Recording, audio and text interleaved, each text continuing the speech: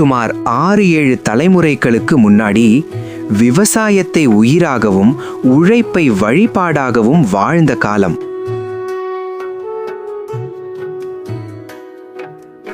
நம்ம ஊர் மக்கள் விவசாயத்தை மட்டுமே மூலாதாரமாக கொண்டு வாழ்ந்து வந்தாங்கங்க.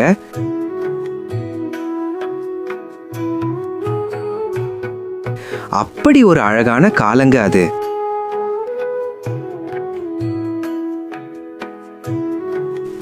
வருடம் முழுசும் விவசாய தொழில் செய்து மார்கழி மாசம் அறுவடை முடிந்ததும் தை மாசம் காவடி கட்டி தைப்பூச தன்னைக்கு பழனிமலையில் தங்கி பழனி ஆண்டவரை தரிசித்து வருவதை ஆண்டாண்டு காலமாக நமது வாழ்க்கையில் பின்னி பிணைந்து வழக்கமாக இருந்ததுங்க.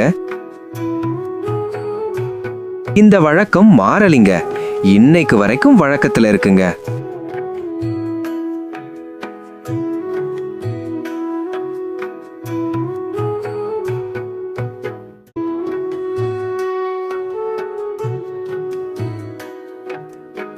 அந்த காலத்தில் நம்ம முன்னோர்கள் பருவதராஜ குலத்தினரும் வன்னியர் குல சமூகத்தினரும் மாமன் மைத்துனருமாய் அண்ணன் தம்பியுமாய் மனங்களில் கள்ள கப்படமில்லாமல் ஒற்றுமையாய் வாழ்ந்து வந்தாகங்க.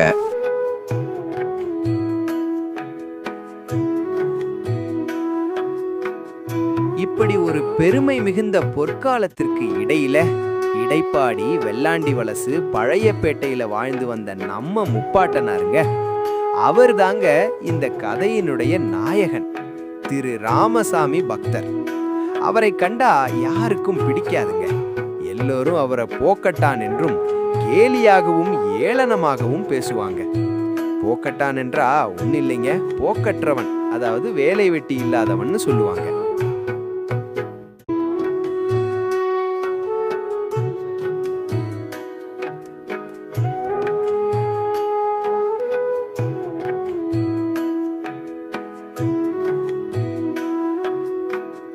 இது ஒரு புறம் இருக்கட்டுங்க. அன்னைக்கு வழக்கம் போல தைப்பூசம் காவடி கட்டுறங்க. கட்டனதும் காவடிகள் நம்ம ஊர்ல நகர்வலம் வந்துச்சுங்க.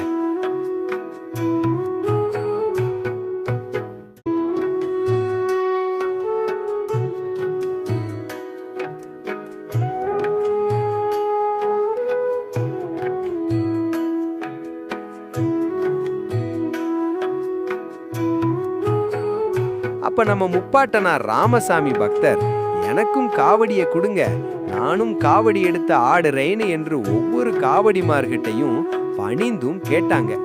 வாக்குவாதம் செய்யும் கேட்டாங்க. ஆனா யாரும் காவடி தருவதாக இல்லை. அது மட்டும் இல்லாம போடா போக்கத்தவேன் என்றும் நீ குடிகாரன், காவடி தூக்க தகுதியல்லாதவன் என்றும் கேலியாகவும் ஏளனமாகவும் பேசினாங்க.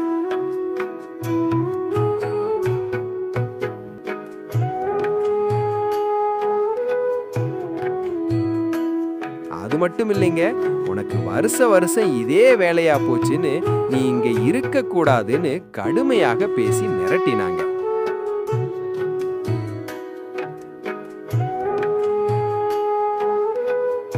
இத கொஞ்சம் கூட எதிர்பார்க்காத ராமசாமி பக்தர் மனம் புண்பட்டு ஊர் மக்கள் கிட்ட கண்ணீர் கலங்கி உணர்ச்சி பெருக்கோடு ஒரு சபதம் போட்டார்.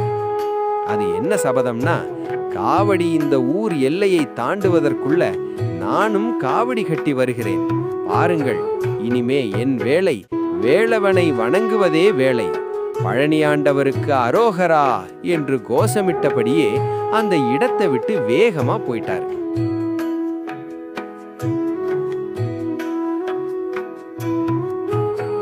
அன்றைய காலகட்டத்துல மின்சாரம் வசதி கிடையாதுங்க.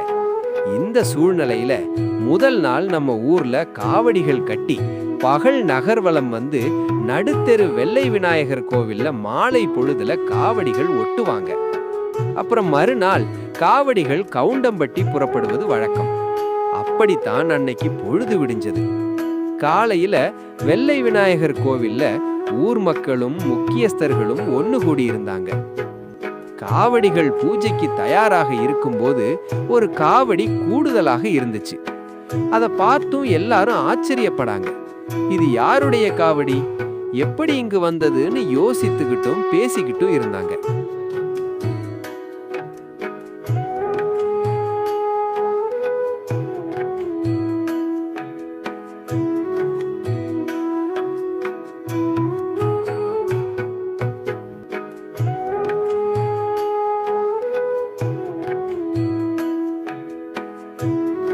அப்போதங்க மெலிந்த உடல், ஒடுங்கிய கன்னங்கள், தலை முதல் பாதம் வரைக்கும் திருநீறு பூசி ஆச்சாரத்துடன் கூட்டத்தின் நடுவுல வந்து நின்னாரு திரு ராமசாமி பக்தர். அப்ப அவர் சொன்னார், இது ஏன் காவடி, இருந்தாலும் காவடி கட்ட வச்ச ஊர் மக்களாகிய நீங்க தான். உங்க எல்லாத்துக்கும் என்னுடைய நன்றி. இனிமே வரும் காலங்கள்ல என்னை தொடர்ந்து என் வாரிசுகளும் வாழையடி வாழையாக காவடி சுமப்பாங்க. அதுக்கு நீங்கள் அனைவரும் என்னை ஆசீர்வதிக்க வேண்டும் என்று சிறியவர்கள் முதல் பெரியவர்கள் வரை வயசு வித்தியாசம் பார்க்காம அனைவரும் முருகன் என்ற எண்ணத்துல கண்ணீர் மல்க பணிந்து வணங்கினார்.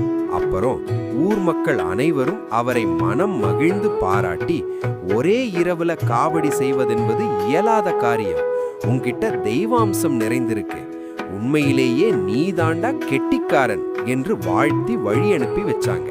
அன்னையிலிருந்து கெட்டிக்காரன் என்ற நற்பெயரோட வாழ்ந்து வளர்ந்து வந்த அவரது குடும்பம் அடுத்தடுத்து வாரிசுகள் தொடர்ந்து பழனி ஆண்டவருக்கு காவடி சுமந்து வருகின்றனர்.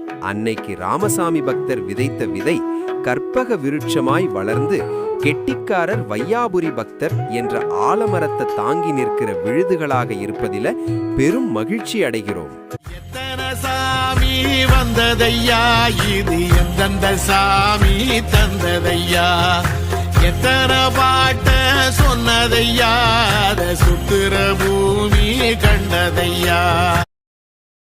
எம்பாட்ட சாமி வரும், எங்கேயும் கூட வரும், எந்தாயி தூங்க சொன்ன பாட்டு வரும்,